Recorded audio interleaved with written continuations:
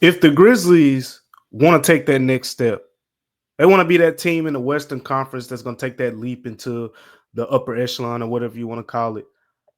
Three players on the current roster stand out to me as guys who have a lot of room for improvement. I'm not talking about Ja. I'm not talking about Dez. I'm not talking about Jen. Three other guys can drastically raise the team's ceiling if they do what we're about to talk about. Let's get into it. Let's talk about those guys and what they have to do. Coming up here on Locked On Grizzlies.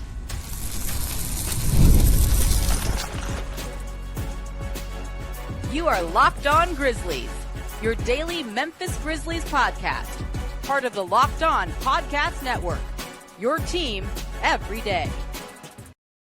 What's going on, everyone, and welcome back to Locked On Grizzlies. I am your host today, Damichael Cole, beat writer for the Commercial Appeal right here in Memphis, Tennessee. Going solo without my co-host, Joe Mullinax. He's getting a day off. We both got a day off on yesterday. I hope you guys didn't miss us too much. But we're back. Maybe you didn't miss us, but I hope you missed us. I hope you missed us a little bit because if you missed us, that means we're doing something okay here. But anyways, we're back here on Locked On Grizzlies. Appreciate you guys for tuning in to Locked On Grizzlies each and every day. Make sure you continue to tune into Locked On Grizzlies, whether that's Apple Podcasts, Spotify, Stitcher, wherever you listen, wherever you watch. Make sure you continue to like, rate, review, comment, subscribe, all those good things. Locked On Grizzlies, as we've recently reached 5K subscribers, and we're on the up and up. Like, we're only going up from here. The Grizzlies got a few players. Speaking of going up from here, the Grizzlies got a few players that'll definitely go up from here. And how much those players go up and the progression of those quote unquote ups will be big indicators in the team's success, no matter who they go out to get in free agency, no matter who they trade for, because I mean, a couple of these guys at least, I don't really see any of these guys that I'm about to talk about really getting traded. But before we get into those names, I want to kind of throw some names away, like not throw names away, literally, but like we're focusing on three guys in this episode. So we'll touch on a couple other names before we kind of dive into those names.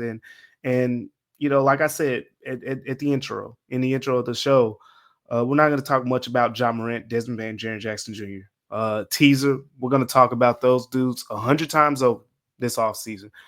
In May, in June, in July, in August, in September, and all the way up until the season gets here in October. We're going to talk about those dudes all off season long. So you don't got to worry about that. These guys that I'm going to talk about today, they're going to be talked about a decent amount as well. But when you think about improvement, right? And if you look it up, and statistically speaking, in whether it's football, whether it's basketball, I don't know if this is really the case in baseball, but for the most part, in sports like basketball and baseball and basketball and football, players make their most improvement. The biggest leap comes from year one to year two. That's when things slow down mentally. That's when you can kind of you progress a little bit more physically, and you start to get a better understanding of what I need to do to stay and compete and to be confident at this level. The Grizzlies have a few guys that meet those qualifications. We're going to talk about some of those guys here.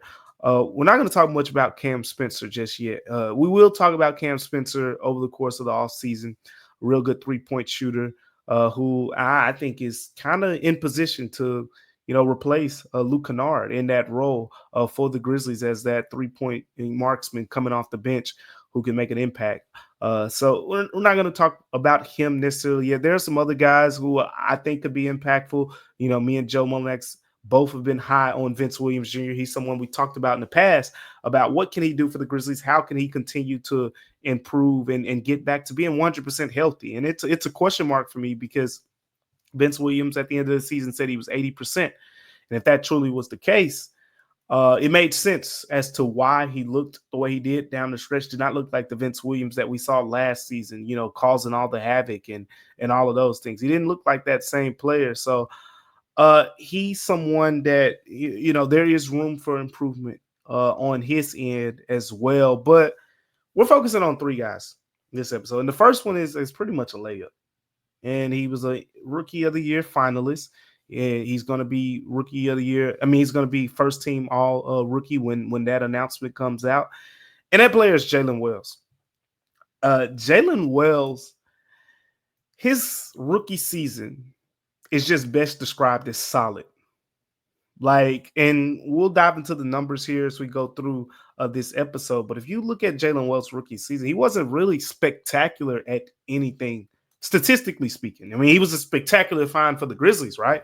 Like, I mean, they've talked about it, how in the organization, this was a guy they expected, give him some reps in the G League, and we'll see how he comes along over the course of the season. It only took a few games into the regular season where the Grizzlies said, we got something here. And he played the first 79 games of the season before that wrist injury, the facial laceration, and those things ended his rookie season. 79 games played, over 10 points per game, 35% shooting from three-point range. What a terrific find at the 39th overall pick that Jaylen Wells was. I got three areas. It's really two. The second bullet point will kind of be an extension of a couple things. But here is how Jaylen Wells makes that jump, because let's get out the way that he is interested in playing in the Summer League. He wants to go play in the Summer League. He not only wants to go play, he wants to go win the thing. So if you're looking at him being one of those players that goes play a couple games, like, all right, sit him down. Like, Jaylen Wells wants to go down there and compete. But with all that being said, here are the areas that stand out for me when you talk about Jaylen Wells. And this one isn't going to be talked about as much, but it's a big one for me, because we're talking about raising this team to the next level, right? We're not talking about the Grizzlies being a solid team. And that's going to be the theme over the course of this offseason. You want to be a championship level team. I mean, look at the Western Conference right now. Like, you got a bunch of teams that feel like they can win championships sooner rather than later. So with all that being said, the first thing for me when it comes to Jaylen Wells is strength. Strength, and more particularly on the defensive end. If you watched him this year, 6'7", roughly 205 pounds or so. Jaylen Wells is naturally a two guard to me. He's naturally a two, but again, because he's 6'7", he has those long arms. He has good measurables to match up against a lot of wings in the NBA. But there are certain matchups where he kind of didn't have a lot of success because it was against those more physical, the bulkier guys. LeBron James, earlier in the season had some success against him. Luka, when he played for the Mavs earlier this season, had some success against Jaylen Wells. And that's two guys that just popped at the top of my head. And, I mean, good thing they're both on the same team right now. Good thing in one hand and not a good thing on the other hand. But with that being said, here's the thing. Jaylen Wells already moves very well laterally. If you go look at his best defensive performances, he held Steph Curry to one of the worst games of his career this season guarding him. He held Damian Lillard to one of the worst games of his career guarding him earlier this season. Jaylen Wells had some standout performances, but his best performances tend to come against those quicker guards, right? Those guys who, move well laterally, smaller guys. They're not going to try to back you up and, hit you in the chest a couple times. And in the case of, LeBron or Luka, or even, to a lesser degree, a guy like a James Harden, those guys are going to do just that. And I think as we continue to, get over the course of Jaylen Wells' career, as long as he's playing the three, right? As long as Ja Morant and Desmond Bane is your backcourt, you're going to need him to guard. A lot of games he's going to be guarding the top perimeter options, and sometimes those will be those bigger, those bulkier type scorers. That's when you're going to need him to put on that extra strength and to be prepared for those type of matchups. I think that'll naturally happen, right? We're talking about a guy who's 21 years old, very young. It'll happen. It's not really a big deal. It's just something that I'm keying in on when we talk about Jaylen Wells and his potential improvement. The next thing for me, Jaylen Wells, is pretty easy. Been kind of alluding to for a while when we talk about Jaylen Wells and his progression, and it's playmaking. And I want to make a couple points here as we talk about Jaylen Wells on the playmaking side. Number one is he averaged 1.7 assists per game this past season. Only 4 games this year with 5 or more assists. Now I'm going to play devil advocate to my own thing that I want him to improve at. he didn't get a lot of playmaking opportunities within this offense. If you watch Jaylen Wells, a lot of his shots spot up, off the dribble, attacking closeouts, things like that. Like there wasn't a lot of, hey, Jaylen Wells got the ball at the top of the key. Everybody spaced the floor, let him cook. That wasn't really a thing. But that wasn't a thing. That wasn't a thing even in Summer League with him either last year as a rookie. So I want to see as he gets in Summer League, I want to see the Grizzlies put the ball in his hands. This is something we saw with Desmond Bane. We saw the Grizzlies tried it with Zaire Williams, and it didn't work, which is why he's no longer playing here. But I want to see Jaylen Wells take that next step as a playmaker. That's how his ceiling becomes that of more than just a solid starter, right? And here's the blessing in disguise in this thing for Jaylen Wells, where you talk about the injury. The injury put a cast on his right wrist. But guess what? Jaylen Wells never left the gym. He never left the gym. He just said, okay, can't use my right hand. Guess what? I'm going to work on my left hand. And I'm going to work on my left hand to the point where he was joking about shooting left-handed jumpers in Summer League. But not overly joking. Not to the point where he wasn't joking to the point where I thought like, oh, it's completely impossible for him. Like he was joking about it, but he was saying it in a way where like, I really think I can actually do it. Him getting this injury, which will allow him to work on that left hand a little bit more consistently and have that emphasis, and it's going to naturally make him better with the ball in his hands because teams aren't going to be able to jump on one hand. It's going to make him better adept at finishing going left, finishing going right. It's going to make him more unpredictable to guard, which is naturally going to make him become a better playmaker in the process. And another step to that playmaking, I said it's two things. The other one is scoring around the rim. That is something I want to see him get better at as well. And that goes again with having a stronger left hand, because now if teams can't say, oh, Jaylen Wells is going to drive to the right, you can't really predict which way he's going to go. He's already crafty. I love the way he uses the slow step when he attacks to the rim. So he has some craftiness. But this season, not only did Jaylen Wells have 1.7 assists per game, 1.7 free throw attempts per game. The playmaking is such a big deal to me because it's not because he's going to have the ball in his hands, for 40 pick and rolls next season's. But when you talk about the playoffs, when you get towards the end of the season and teams are keying in on Ja Morant, right? And then Desmond Bane, you have him as a secondary facilitator, but you need another option. I mean, Desmond Bane can be prone to turnovers at times, but Desmond Bane is a good facilitator against certain matchups. You need to have multiple options. And that's what makes some teams stand out. That's what, you look at that Boston-Dallas playoff NBA Finals matchup last season. That was kind of the thing, right? You double Luka. They have Kyrie Irving, as an outlet. Boston has several guys, Jaylen Brown, Jason Tatum, Derek White, Drew Holiday, all who can operate as secondary facilitators, if not the primary option. If you take a big look at the Jaylen Wells shooting chart, you're going to see a lot of yellow. You're not going to see a lot of green. You're not going to see a lot of red. You're going to see, as a corner three-point shooter, he's roughly around league average. Mid-range area, roughly around league average. In the paint, roughly around league average. Beyond the three-point line, same thing, around league average. Shot 35% as a three-point shooter. This year, I believe the league average overall for three-point shooting this year was 37%, which was well beyond recent season. Recent season has been around 35%. But the main thing here is with Jaylen Wells, the playmaking to me is the biggest key in his ascension as a player for the Grizzlies. If he becomes a better secondary playmaker, guess what? Go trap Ja Morant if you want to. You can pass it out to Jaylen Wells. And when teams have those strong, aggressive closeouts, he's going to be comfortable driving to the right, driving to the left, finishing if he has to, drawing contact, drawing fouls, kicking it out. A lot of things that we didn't see in his game, and that's what Summer League is going to be for me. I don't want to see Jaylen Wells just spacing the floor in Summer League, catch and shoot three-pointers and things like that. We see that in the regular season. I want to see him with the ball in his hands.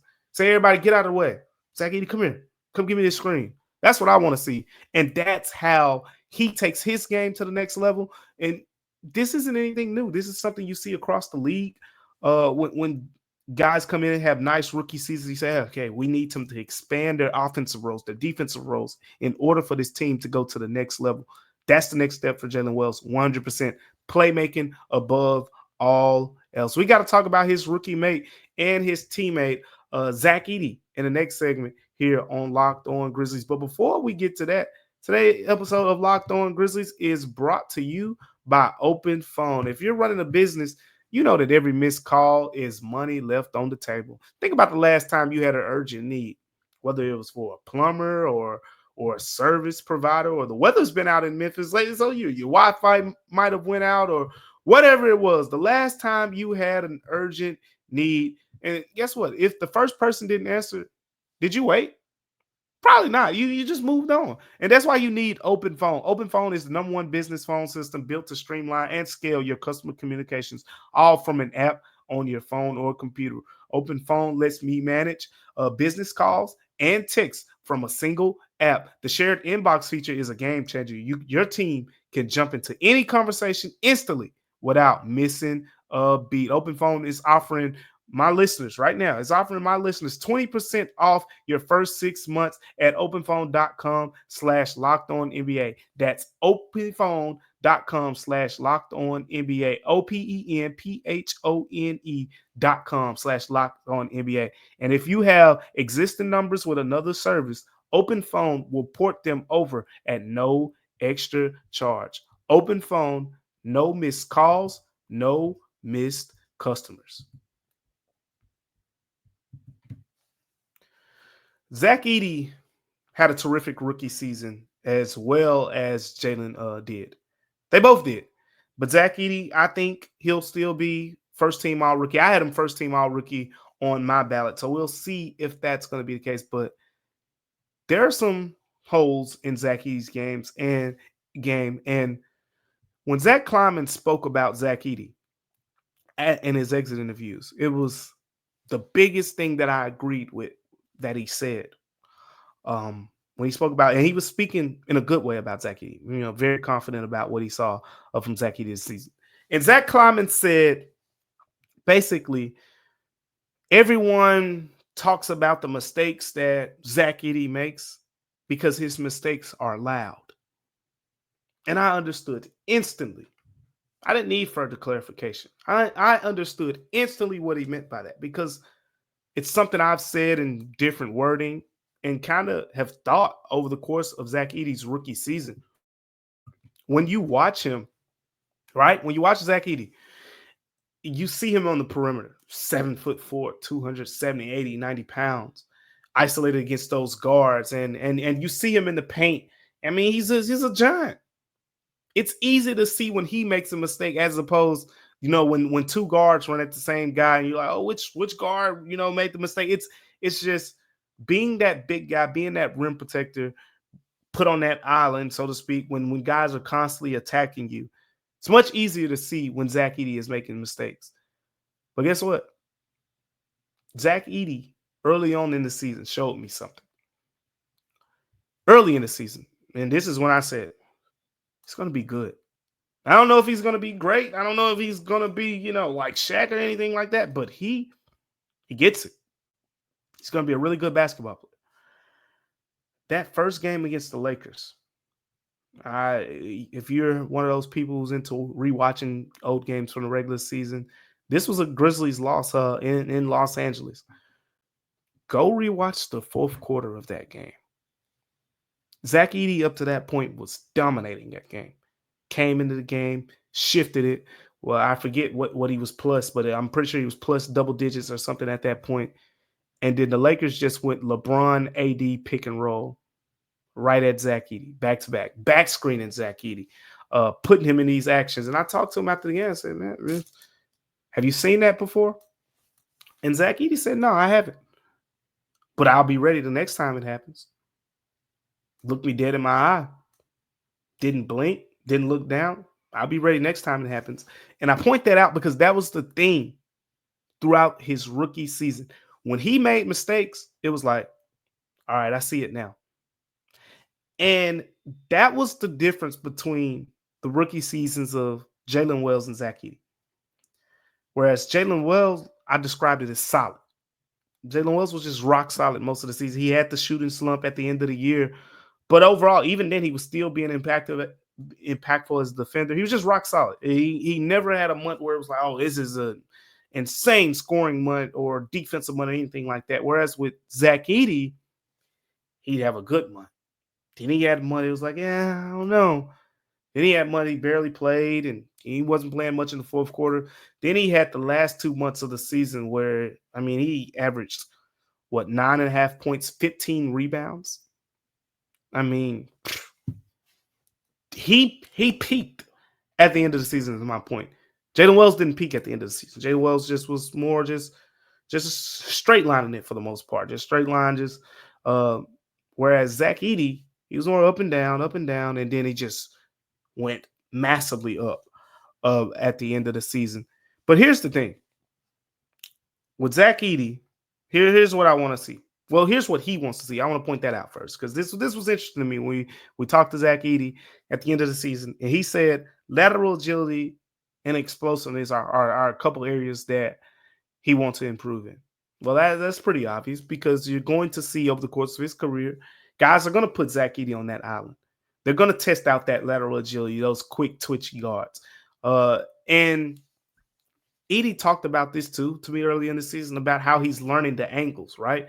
Sometimes you got to know, like, these dudes, look, he's never going to be as quick as a lot of guards in the NBA, no matter how much better he gets with his explosiveness or his lateral agility. Some guards are just shifty. They're 6'2", 6'3", 6'4". Like, it's just, it's science.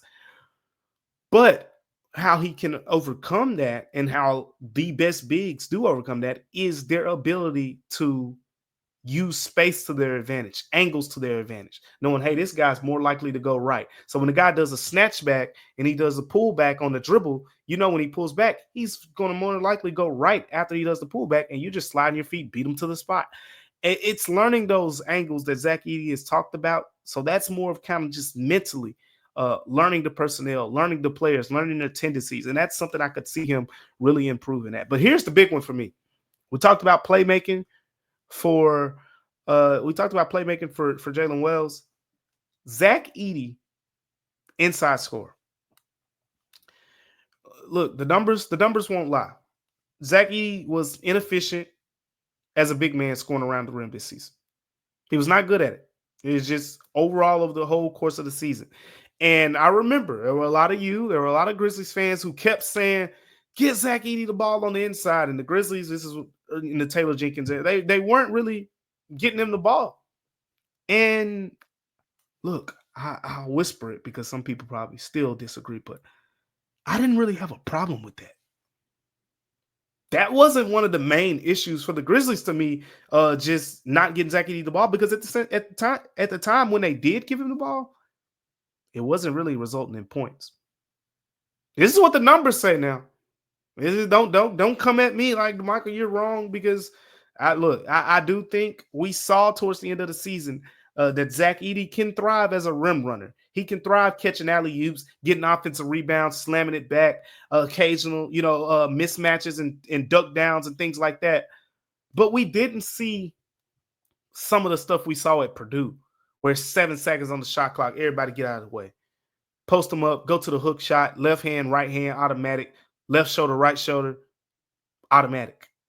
We didn't see that. The hook shot was not automatic, and the hook shot was something I heard a lot about before the season, something that you guys heard a lot about before the season, was the Zach Edey hook shot. And I mean, let's get into the numbers, because people probably like, Damichael, what are you talking about? You don't know what you're talking about. I wrote about this. Go check out the full story over at commercialappeal.com, where I talked about Jaylen Wells, Zach Edey, and the guy we're going to talk about in the third segment here. But here's what I said in the story. Edey shot 73.9% at the rim. Basically dominant at the rim. That's well above league average. I think league average was 66.4% at the rim. But when you remove the restricted area, basically inside the circle right at the rim, when you remove that, basically the other paint scoring opportunities, the non-restricted area paint scoring opportunities, which is where he took a lot of those hook shots, Zach Edey shot 39.5%. You want to say that again? 73.9% right at the rim, 39.5% when you talk about paint shots. We're still talking about shots that were in the paint, but they were outside of the restricted area. By comparison, who are a couple guys that we typically talk about? We say, oh, Zach Edey can, I've heard Jonas Valanciunas.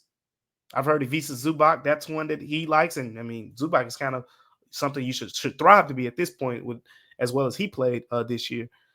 But using those players by comparison, we're talking about paint shots outside of the restricted area. Zubac shot 53.6% on paint shots outside of the restricted area. Valanciunas was 51.8%. You could even use Jaren Jackson Jr. Paint shots outside of restricted area, because we saw him do a lot of left-hand hook shots, right hand, all that. 51.4%. So Zubac, 53.6%. Valanciunas, 51.8%. Jaren Jackson Jr., 51.4%. Zach Edey, 39.5%. That can improve. He has the touch. I mean, I don't have a doubt in my mind that he doesn't have the touch. But I think he knows where he can improve in that area the most. And it's strength. And that's why when he said this during his exit interview, the light bulb came in my head. It's like, he gets it. Because I don't even know if people really noticed it, but he said that he basically wants to put on weight and maintain, and kind of still wants to be able to move very well and all those things. But when some people hear Zach Edey putting on, they're like, whoa. Now you're already about 280, 290. Like, put on weight. What do you mean? But I think he's just talking about muscle. Being able to move guys the way he did at the collegiate level to make those hook shots a little bit easier. Zach Edey, a lot of times this year, he was either off balance on those hook shots because of the strength of those guys, or he was just simply moved off of his spot and had to take a long hook shot. Those things stood out to me, and I want to see him continue to grow in that area. And that's what Summer League's going to be for. I think Zach Edey, as he becomes a better low post scorer and becomes that type of player, it takes this game to another level, but it takes the Memphis Grizzlies game to another level as well, because if he's making those hook shots, guess what? Teams are going to be scared to switch. And if teams are scared to switch, that Ja Morant, Zach Edey pick and roll becomes that much more dynamic, and everything else that the Grizzlies can do off of the fact that, Zach Edey has the ability to dominate those switches because of his ability to make those hook shots at better efficiency next season. Speaking of better efficiency, that's the number one thing for GG Jackson. We're going to talk about how GG Jackson can improve in that area coming up here on Locked On Grizzlies. GG Jackson is entering his third season. The first two guys we talked about are going to be entering their second years. And I think it's important to kind of group GG with these guys because he didn't really have much of a second season. Started the year injured. We got a really late start to the year. We're talking late January, comes in. And then when the Grizzlies made the coaching change, it was already trending that way when Taylor Jenkins was the coach, but well, not just trending that way. He was sent down to the G League when Taylor Jenkins was the coach. But the minutes were already gone for GG Jackson. It didn't change when Isolo came in. Isolo didn't really play him. Now, we've talked on, the defense, right? We talked about defense. We talked about the efficiency aspect. GG Jackson shot below 40% this year. He shot 42% as a rookie overall from the field. Defensively, he was graded out as one of the Grizzlies' worst players. But here's the thing about defense. And when I think defense, I'm looking at the measurables of guys first and foremost. GG Jackson 6'9", 220, 230. I think, we're talking about kids, 20 years old? There's much more meat on the bone there. Much more room for him to grow as he continues to fill out, which we saw is, if you look at his body from season 1 to season 2, if he continues to take that type of league, season 3, this guy's going to be pretty built. But I think that's something that everyone's going to kind of focus on with GG. But I'm going to go in a different direction. I want to see GG improve in this area specifically, and it's weakness of his game, one that I think is very correctable and one that I think kind of elevates him to the next level. Touch around the basket offensively. I was looking into the numbers of, what went wrong with GG. And if you look at his 3-point numbers, rookie year, he was roughly league average. Even this season, his 3-point numbers are roughly league average. But as soon as you get inside the arc, red. Mid-range, red. In the paint, red. Restricted area, red. It's a lot of red for a guy who's 6'9", for a guy who's nimble. And I said, why is that the case? But if you watch GG Jackson, there are a lot of Euro steps in there.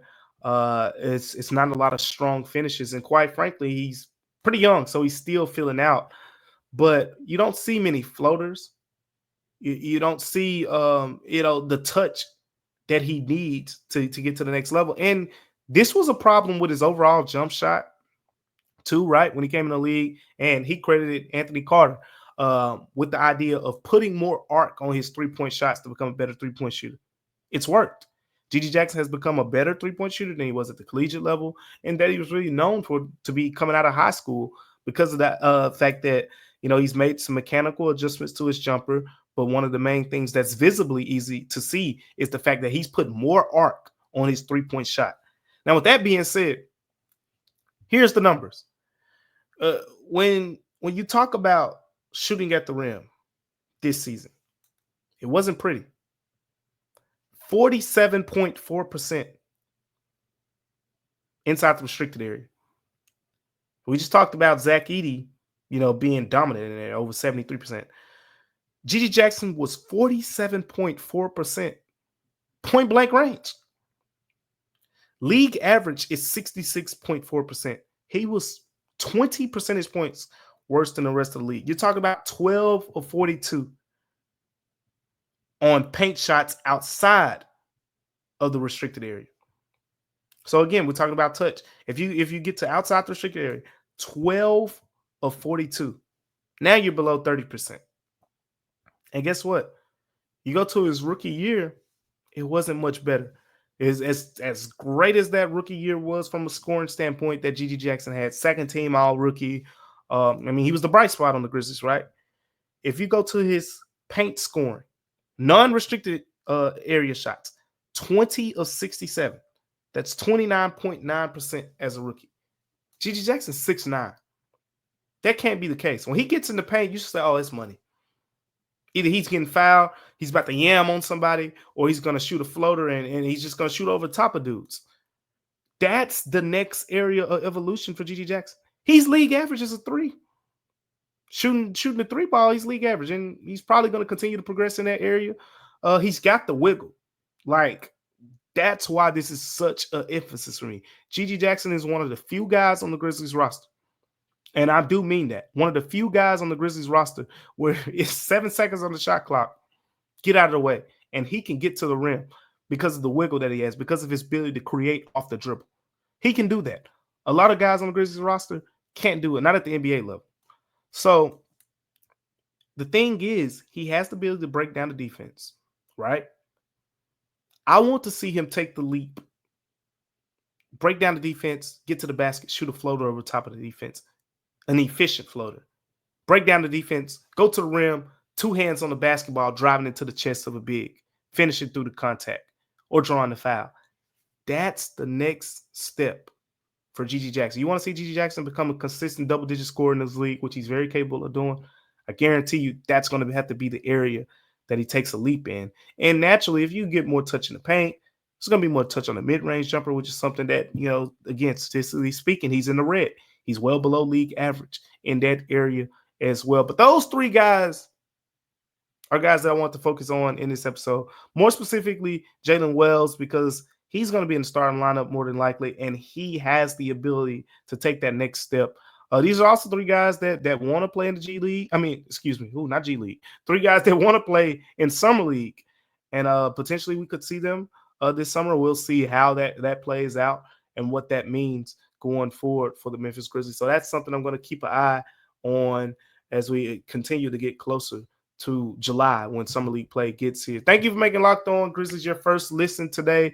For your second listen, check out the Locked On NBA Game Night. Every game, every night until an NBA champion is crowned. Get local analysis on a national scale. Find NBA Game Night on Locked On NBA on YouTube or wherever you listen to podcasts. I want to appreciate you guys and thank you for tuning in to Locked On Grizzlies with me on today. We'll be back tomorrow. We'll be back to talk more, to break down more that's going on with these players, what's going on with the Grizzlies. We got a lot to talk about. I mean, the Western Conference playoff, I'm learning some things right now. I mean, the West it's very intense. You got teams. I mean, a lot of the favorites are losing right now. But you know what? That's kind of been the theme over the second round of the playoffs. And it's also eye-opening, right? Because Zach Kleiman said the Grizzlies weren't close. But then Oklahoma City Thunder, who swept the Grizzlies, came out and lost their first game in the second round after looking like a super team against the Grizzlies, at least through the first two games. You know, Ja Morant said he hadn't figured out. They could have won those last two games. So I guess we'll never know. But we'll talk more about the Grizzlies and their progression in this Western Conference. And we're going to talk about some of those key players as we did with Jaylen Wells, Zach Edey, and GG Jackson in this episode. Thank you guys for tuning in to Locked On Grizzlies today.